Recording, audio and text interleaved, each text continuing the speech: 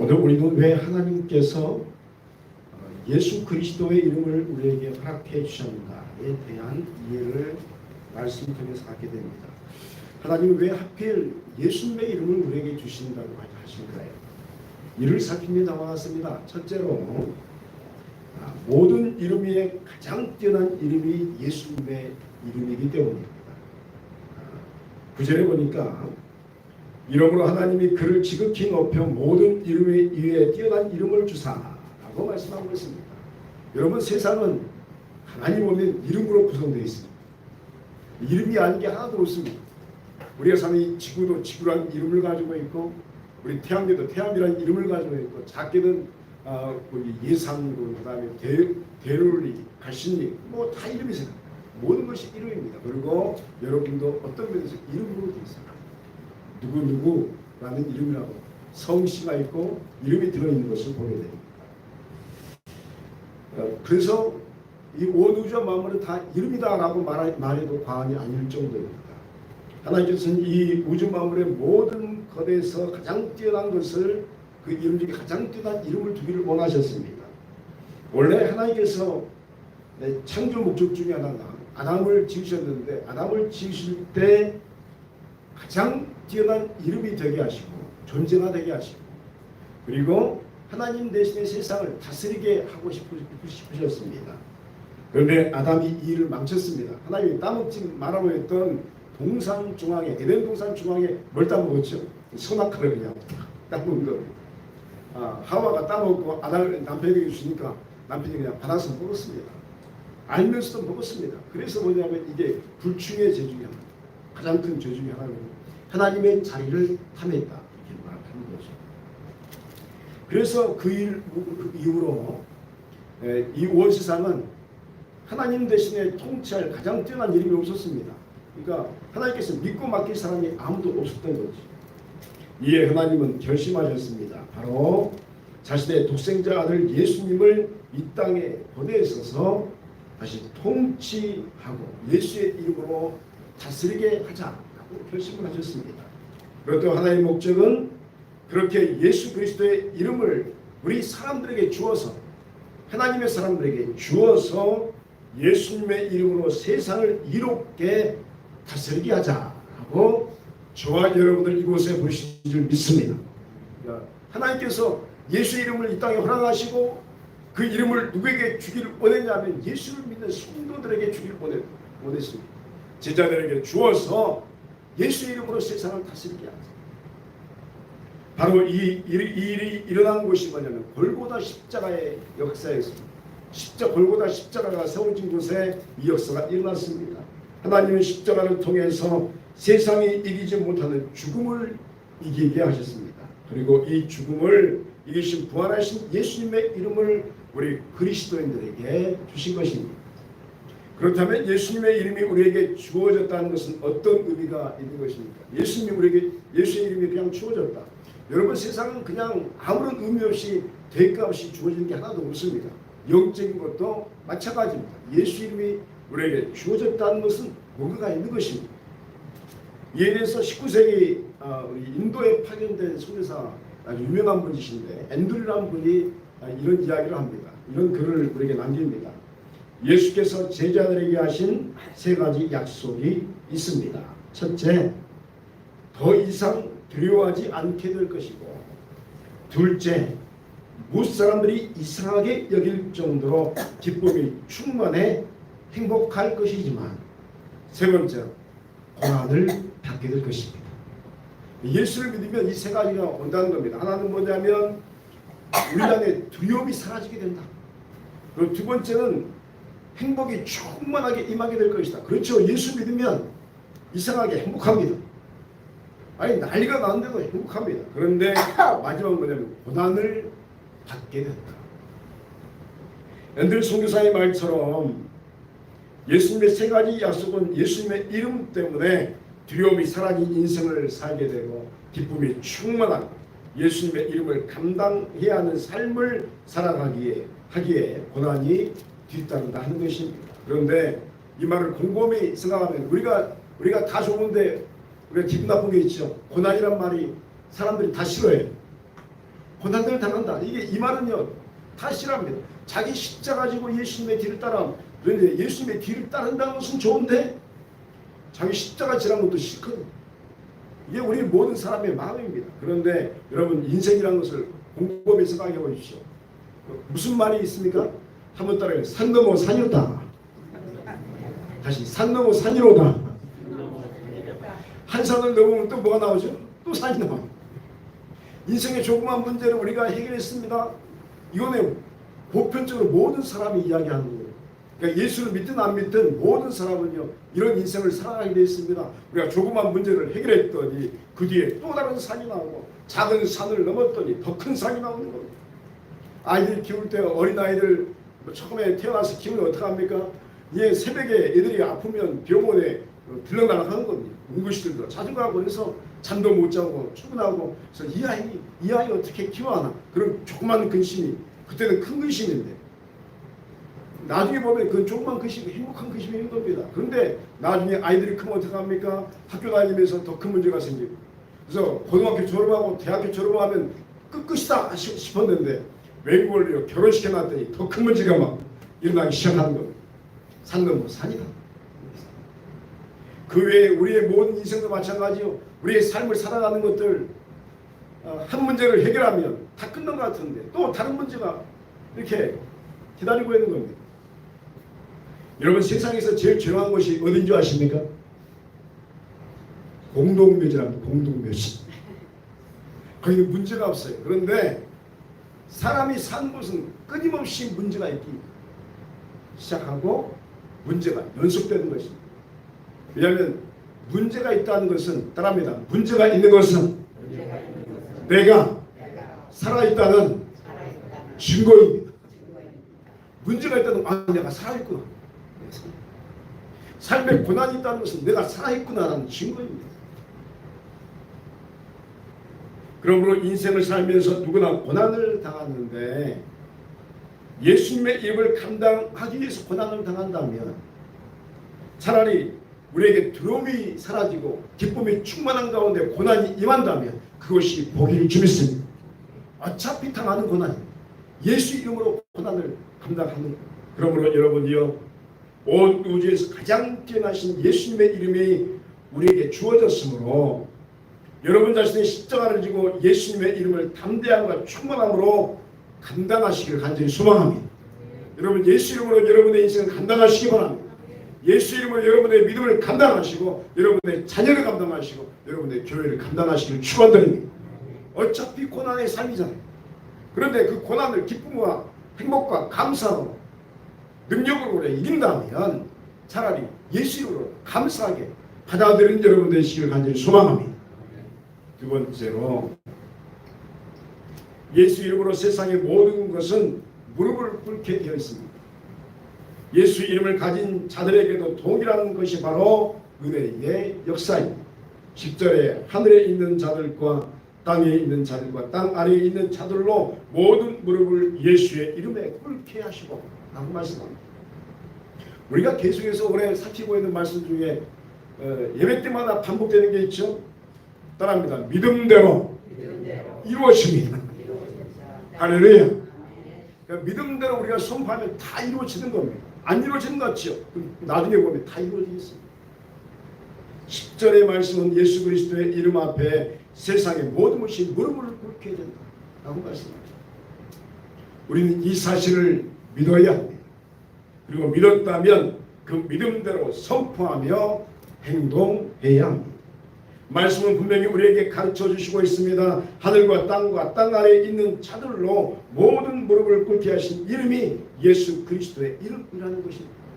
이 사실을 믿는 자는 예수님의 이름으로 모든 것을 행하기 시작합니다.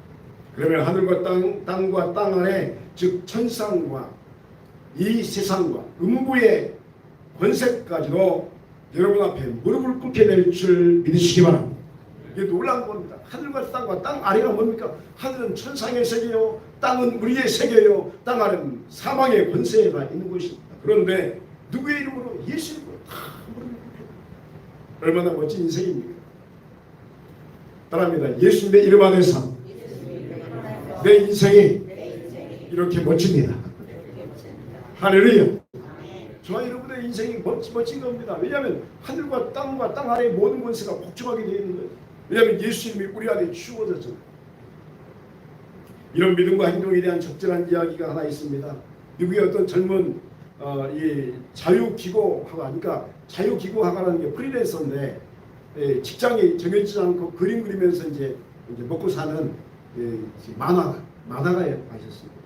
이 만화가 자기 그림 팔기 위해서 이제 옛날 이야기니까 신문사 가서 내 그림 좀 사달라고 자꾸 보여주면 퇴짜를 맞는 겁니다. 그림이 아니라는 거예요. 재미가 없다는 거예요. 그리고 그 어느 신문사에 갔더니 하는 말이 당신은 재능이 전혀 없어. 포기해. 다른 직장 알아봐서 일하면서 살아. 무슨 그림 그린다고 여기 찾아오는 거예요. 아주 면박을 당하기 일쑤였습니다. 그런데 이 사람은 자신의 능력을 믿었습니다. 그리고 이 작품을 팔기 위해서 작품을 만드는 것을 멈추지 않고 게을리지 않았습니다. 그러다가 이제 못 거는 사람이니까 어느 교회 홍보물을 제작하는 곳에 취직해가지고 이제 그곳에서 이제 그림을 그리면서 겨우 삶을 살아갔는데 그림을 그릴 작업장이 없으니까 어떤 창고를 하나 좀 허름한 창고, 아무도 들어가기 싫어하는 그것은 이제 쥐가 들고 들어갔더니 쥐가 너무 많아요. 고양이를 키우면 될 건데 고양이도 살 돈이 없으니까 쥐가 많아서 거기에서 이렇게 쥐와 함께 그림을 그리는데 어느 날 갑자기 이 생쥐를 보면서 영감을 얻습니다. 그리고 쥐를 그리면서 이상하게 그리기 시작합니다. 그래서 나온 게 뭔지 아십니까? 미키마우스. 미키마우스가 뭔지 아세요? 쥐도 이렇게 귀가 커가지고 애들 좋아하는 장난감 있잖아요.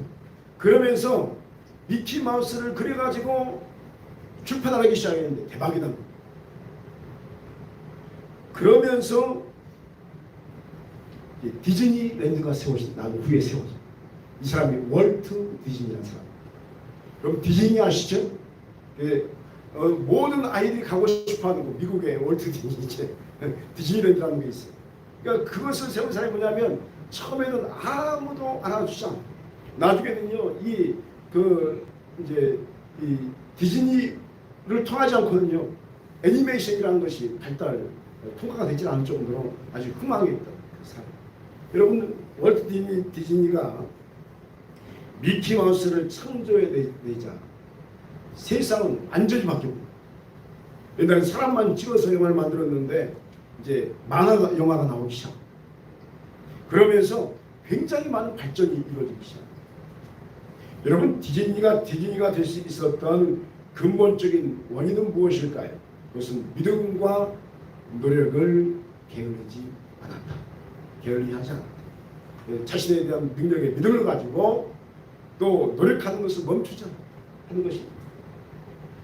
마찬가지입니다. 우리 주님께서 우리에게 자신의 이름을 주셨습니다. 그러나 아무도 우리 자신을 알아주지 않을 수 있습니다. 어떤 이름인지 처음에는 아무런 차이를 만들어내지 않을 수 있습니다. 그러나 믿음을 가지고 끊임없이 노력하며 하나의 길을 걸어가면 그 영혼은 놀라운 변화와 발전을 소유하게 됩니다. 여러분 우리가 믿음 생활을 처음에 시작하는데 믿음으로 선포하고 무엇인가를 행하면 다른 사람과 격차가 없을 수 있습니다. 그 사람이 나나 똑같을 수 있습니다. 그런데 여러분 세월이 가면 갈수록 격차가 일어나게 될 줄 있습니다. 믿음으로 선포하고 아이들이 믿음으로 선포하고 처음에는 남의 아이나 우리 아이가 똑같이 보일 수 있습니다. 그러나 기도하면서 선포하는 아이의 나중 인생은요 완전히 달라져요. 우리의 일을 행하는데 믿음으로 선포하고 나가면 그 사람 일이나 내 일이나 똑같을 수 있습니다. 차이가 없을 수 있습니다. 그러나 믿음으로 쌓여가는 세월이 흘러가면 흘러갈수록 믿음의 기업과 그렇지 않는 기업은 하늘과 땅의 천지 차이가 나게 될 줄 있습니다. 하늘에 복이 임하는 것입니다. 그러므로 여러분이요 하나님 앞에서 예수 그리스도의 이름에 권능을 믿는 여러분 되시길 바랍니다. 따라합니다. 이름에 권능이 있습니다. 할렐루야. 여러분 저와 여러분은 아무런 능력이 없을 수 있습니다. 그러나 예수님의 이름에는 하늘과 땅에 권능이 있습니다. 권세가 있습니다. 그러므로 여러분 우리가 무엇을 행하든지 어떤 일을 행하든지 예수 그리스도의 이름을 붙들고 행동하는 여러분 되시기를 축원드립니다. 그러면 하늘과 땅의 모든 권세의 능력이 여러분의 삶에 거룩한 열매로 가득 채워지게 될 줄 믿습니다. 세 번째로 말씀은 이야기합니다. 우리 입술에서 예수 그리스도의 이름을 끊임없이 부르면서 예수 그리스도와 함께 하심과 은혜 베푸심과 기적을 허락하심을 믿으면 하나님의 영광이 그 선포하는 입술 위에 그대로 임한다 하는 것. 믿으면 우리의 믿는다는 이야기의 그 입술 위에 하나님의 영광이 임한다 말합니다. 11절에 모든 입으로 예수 그리스도를 주라 시인하여 하나님 아버지께 영광을 돌리게 하셨느니라 라고 말씀합니다. 여러분, 사람은 입이 중요합니다. 따라합니다. 인생은 입이 중요합니다. 말하는 대로 될 줄 믿습니다.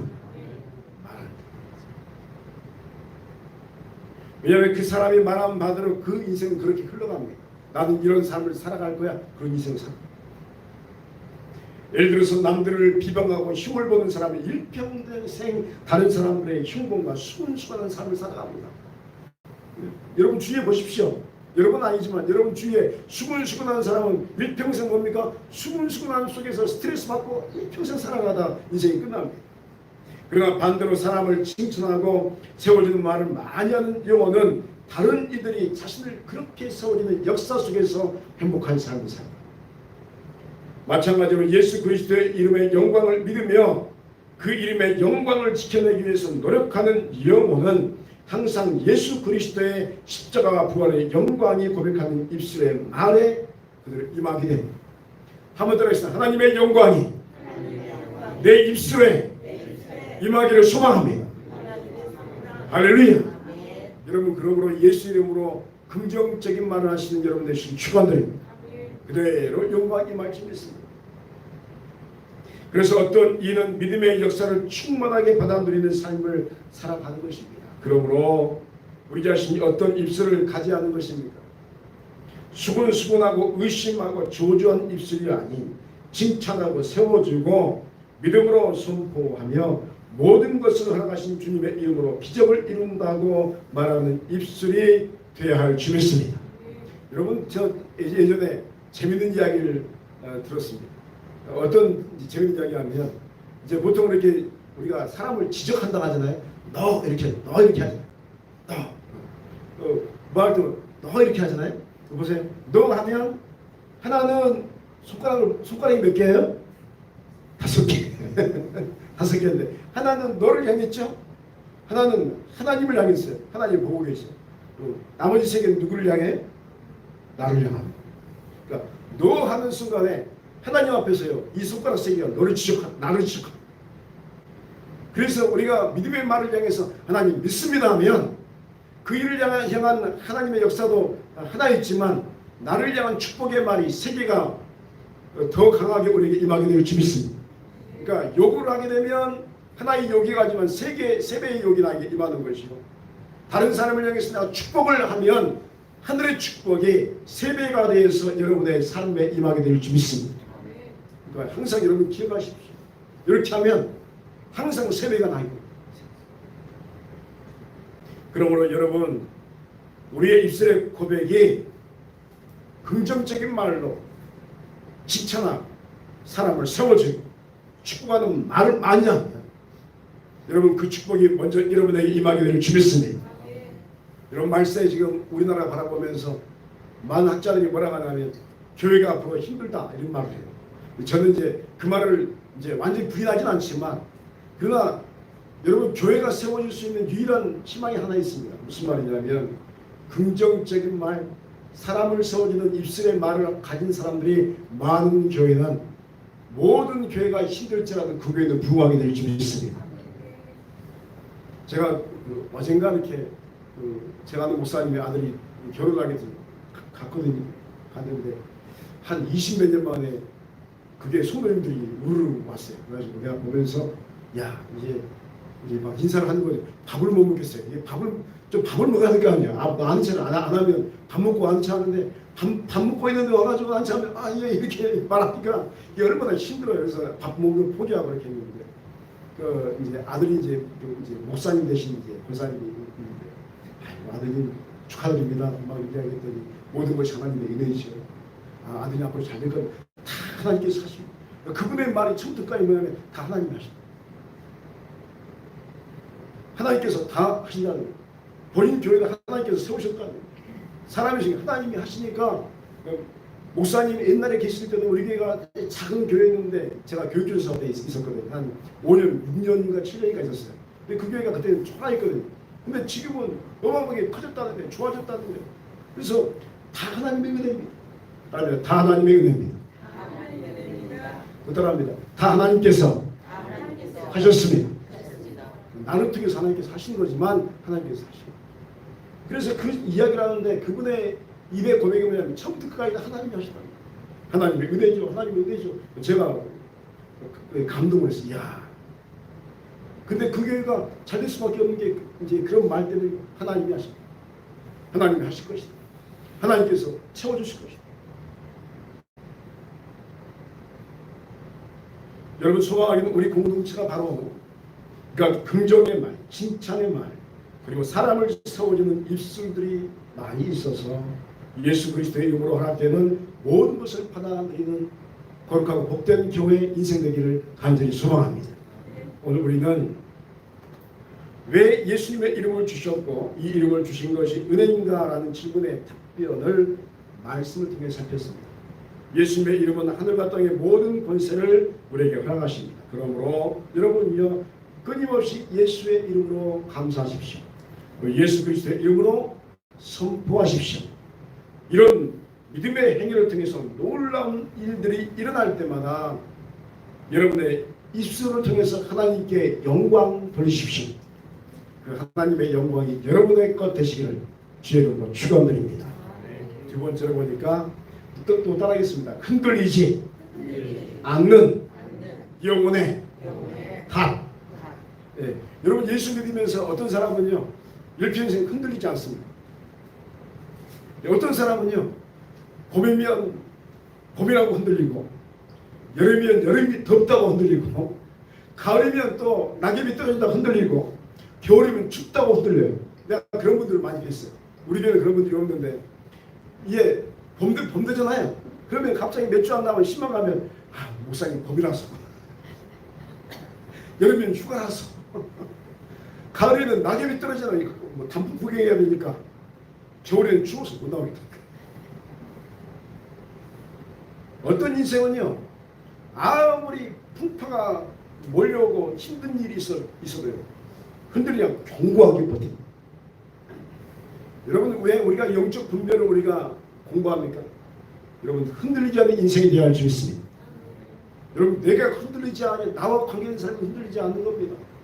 든든하게 버티는 겁니다.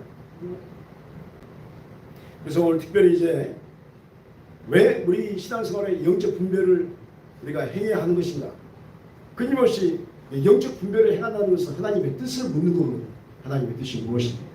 왜 해야 되는 것인가에 대한 답변이 다음과 같은 이야기가 있습니다. 첫째로 영 분별은 영혼이 흔들리지 않는 숙제를 푸는 것이기 때문입니다. 오늘 히브리서 6장 19절에 보니까 우리가 이 소망을 가지고 있는 것은 영혼의 닭 같아서 튼튼하고 견고하여 휘장 안에 들어가나니라고 말씀합니다. 우리의 소망은 무엇입니까? 바로 하나님의 역사하심이 충만하게 우리에게 임하는 것이요 예수 그리스도의 이름의 권능으로 승리하는 인생을 살다가 천국 가는 것인 줄 믿습니다. 그런데 이런 모든 과정에서 하나님의 은혜가 있는 반면에 여러분 교회에 나오면 하나님의 성령의 충만함이 임하게 될 줄 믿습니다. 마귀로 역사해요. 마귀가 공격한단 말이에요. 그러니까 하나님의 은혜가 있는 곳에요 마귀도 역사합니다. 같이 공격하는 거예요. 왜냐하면 저 여러분이 은혜 받으면 안 되고 시험 들어야 되고 마귀. 그래서 교회는 안 나가야 돼요. 하나님의 이름부터 멀어져야 돼요. 하나님의 일을 방해시켜야 돼요. 이게 하나님의 역사가 교회 안에 동시에 일어나는 겁니다. 그래서 여러분 교회는 어떤 부분에서 따릅니다. 교회는 영적 전쟁터입니다. 이곳에서 구원의 역사가 강하게 일어나지만 또 마귀가 그렇게 막 싸우려 오는 것이죠. 이런 모든 반응에서 하나님의 은혜가 있는 반면에 항상 사탄의 유혹도 있다는 것을 우리가 알아야 됩니다. 그래서 영적 분별은 우리 영혼이 하나님만 바라보면서 믿음으로 승리하는 삶을 흔들리지 않게 하는 그런 요소로서 있다는 것을 알 수 있습니다. 예수 그리스도의 이름으로 우리가 영적 분별력을 키워주기를 강구하고 영적인 세계에서 나오는 모든 체험이 다 하나님의 역사가 아님을 알기 시작하면 우리는 성령 안에서 영혼의 배가 주님의 항구에 닻을 내리는 역사를 이루게 될 줄 믿습니다. 여러분 예를 들어서 그래 기도하면 하나님이 응답하시죠. 그런데 그래 기도하는 중에 들려오는 음성이 다 하나님의 음성일까요? 따라합니다. 기도 중에 들려지는 것들이 다 하나님이 아닙니다. 유혹하는 것도 들어요. 내 생각도 있고 하나님의 음성도 있지만 마귀의 유혹도 있고. 그래서 우리가 이것을 뭐냐면 분별하는 거예요. 무엇이 하나님의 뜻인가? 무엇이 하나님의 뜻인가? 그래서 여러분 기도는 무엇을 통해서 해야 됩니까? 말씀을 통해서 행해야 할 줄 믿습니다. 내 생각으로 기도를 하면 마귀의 유혹에 빠지는 것이 십중팔구예요. 말씀을 붙들고 말씀을 바라보면서 이걸 바라보면 하나님의 뜻인가 아닌가가 분명하게 구분이 됩니다. 중요한 것은 그런 분별 속에서 어느 곳에 내 영혼에 닻을 내릴 것인가. 이게 문제인데 그럼 영적 분별은 이런 중심을 어디에 둬야 하느냐에 대해서 숙제를 푸는 것과 같다라고 말씀합니다. 여러분 숙제를 잘 푸는 여러분 되시길 축원드립니다. 두 번째로 성도는 또 하나의 소망이 있습니다. 그것은 그리스도께서 이 성소에서 지성소로 들어가면서 휘장을 찢으셨습니다. 그러니까 휘장이 뭐냐면 이제 이 말은 무슨 말이냐면 구약에는 예배드릴 때 성소와 지성소가 있었어요. 지성소는 바로 이 강단이 있는 것, 쉽게 말하면 강단이 있는 곳인데 법궤가 있었어요. 속죄소. 그리고 여기에 뭐냐면 휘장이 딱 쳐져가지고 에덴을 지키는 천사들이 불칼 든 천사들이 쫙 붙이고 있었어요.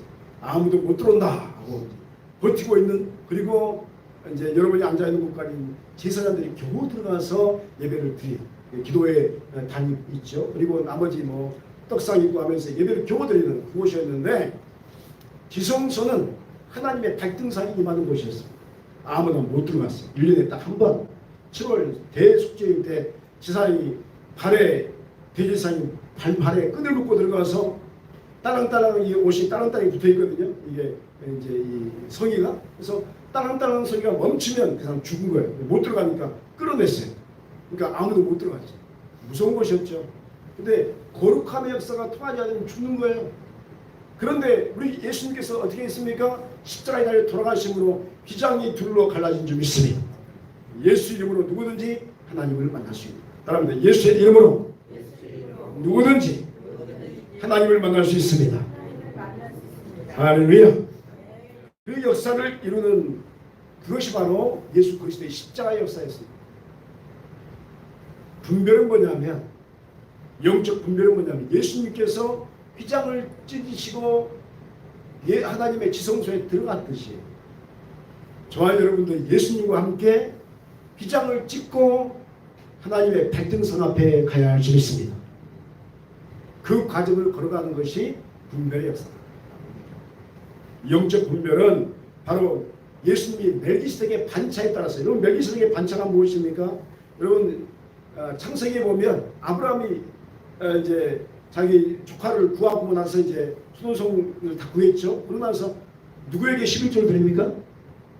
멜기세덱이. 이 멜기세덱에게 11조를 드린 이유가 뭐냐면 하나님이 역사하셔서 나로 승리케 하셨어요.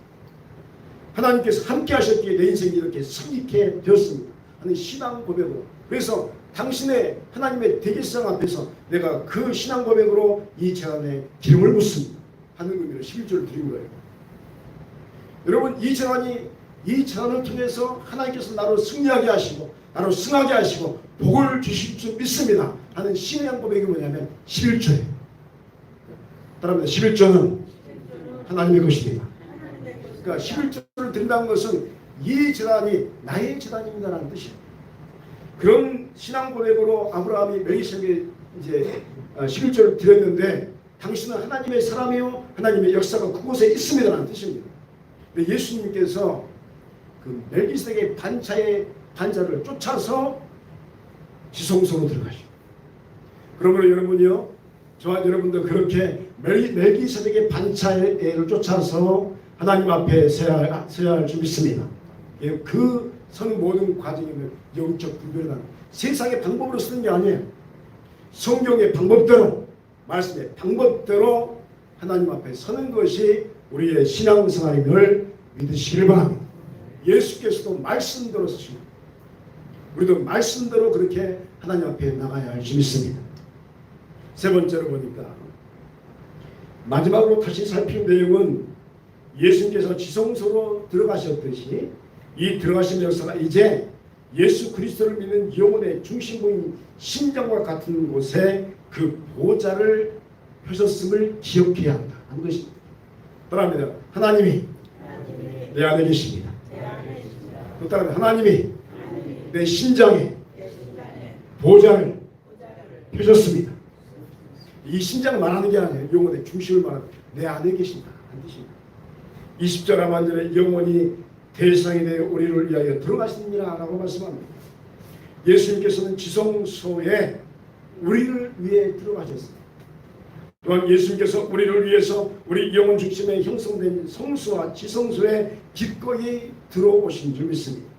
그러므로 하나님의 뜻의 분별은 성령 안에서 이루어지는 것으로 믿는 자의 영혼의 중심으로부터 양심으로부터 시작됩니다. 그리고 위로부터 아래로, 그리고 중심으로부터 울려 퍼지는 음성의 역사가 내 안에서 이루어지는 겁니다. 여러분, 하나님의 음성이 처음에 어떻게 들려집니까? 하나님의 음성은 말씀을 통해서, 양심을 통해서 들려집니다.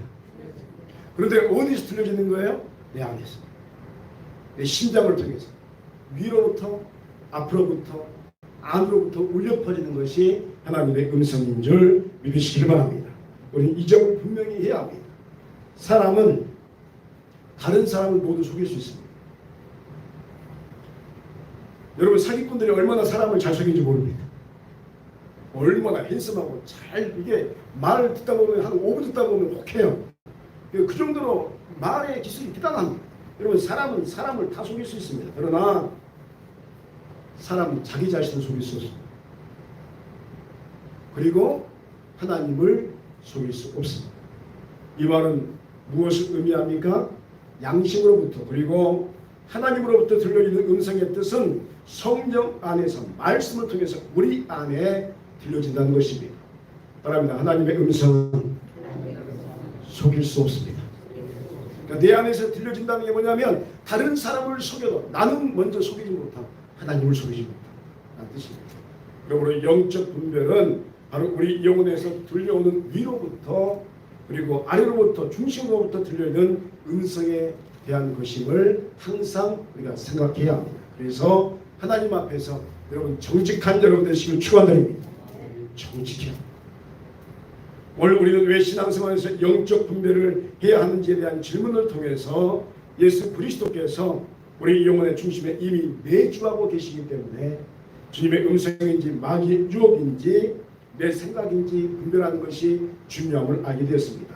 여기서 오늘 중요한 것은 우리의 믿음이라는 영혼의 닻을 오직 성령 안에서 말씀을 통해서 영혼의 중심에 내려야 한다는 것입니다. 그러면 주님의 뜻이 하늘과 땅과 중심에서 들려와서 세상 풍파에 흔들리지 않는 하나님의 사람으로 성장시키는 은혜가 여러분의 영혼에 그대로 임하게 될 줄 믿습니다. 이 복이 여러분의 것 되시기를 주의 이름으로 축원드립니다.